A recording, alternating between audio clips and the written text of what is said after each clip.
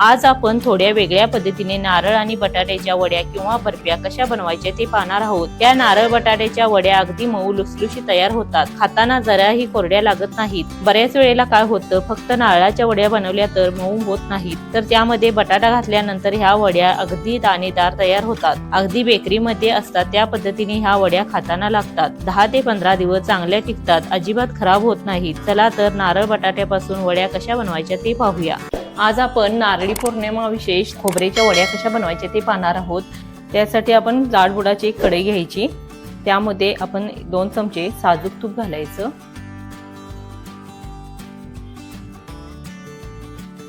तूप थोडं वितळल्यानंतर आपण यामध्ये खवून घेतलेलं ओलं खोबरं घालायचं। तर या ठिकाणी मी 1 वाटी खोबरं घेतलं आहे, तर अजून 1 वाटी खोबरं घ्यायचं। तर या ठिकाणी मी गच्च 2 वाट्या भरून खोबरं घेतलं आहे। 2 वाटी ओलं खोबरं घेतलं तर त्यासाठी 1 वाटी आपण उकडून किसून घेतलेला बटाटा घ्यायचा। हे प्रमाण योग्य असं आहे, तर कोणत्याही वाटीने आपण प्रमाण वापरून घ्यायचं। तर 2 वाटी खोबऱ्याचा चव असेल तर त्यासाठी आपण उकडून किसून घेतलेला 1 वाटी बटाट्याचा चव घ्यायचा। हे आता एकत्र असं मिक्स करूया।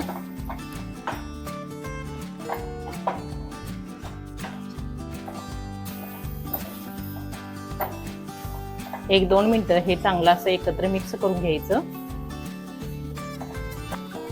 खोबरं बटाटा असा एकत्र मिक्स करून घेतल्यानंतर यामध्ये अर्धी वाटी आपण दूध व दुधावरची शाई घ्यायची।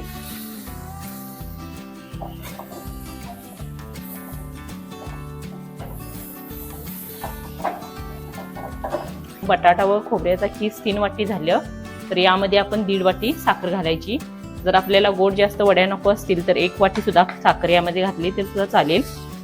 अजून अर्धी वाटी यामध्ये साखर घालूया।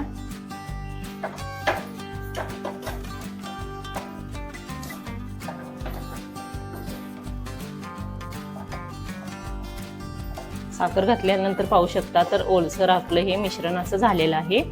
साखरेचं पाणी सुटतं, त्यामध्येच आपण खोबरं व बटाटाचा शिजवून घ्यायचा।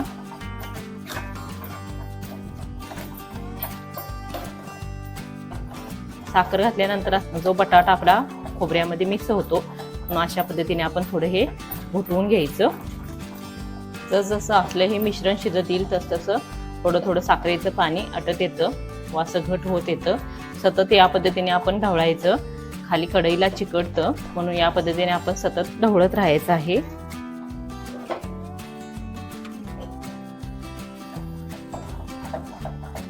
बटाटा घातल्यामुळे हे मिश्रण थोडं चिकट होतं, तर ह्या मऊसूत अशा वड्या खायला छान होतात। बटाटा घातल्यामुळे वड्या अशा मऊसूत छान अशा तयार होतात।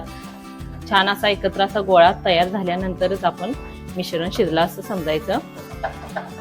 अशा पद्धतीने छान असा गोळा होत आलेला आहे, पाहू शकता।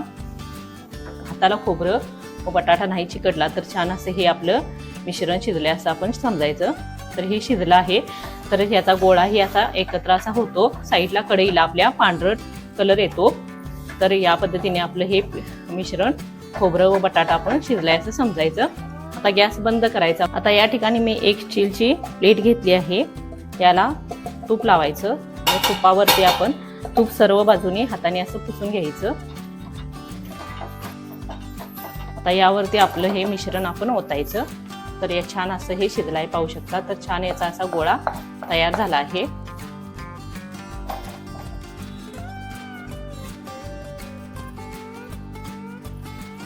थोडंसं मिश्रण गार होऊ द्यायचं, वाटीला थोडंसं तूप लावून घ्यायचं व या पद्धतीने ही वडी आपण थापून घ्यायची अशा पद्धतीने।